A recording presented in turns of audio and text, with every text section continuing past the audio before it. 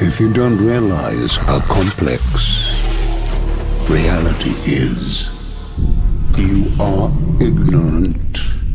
But if you see the chaotic structures of infinite parameters, then you are disappointed.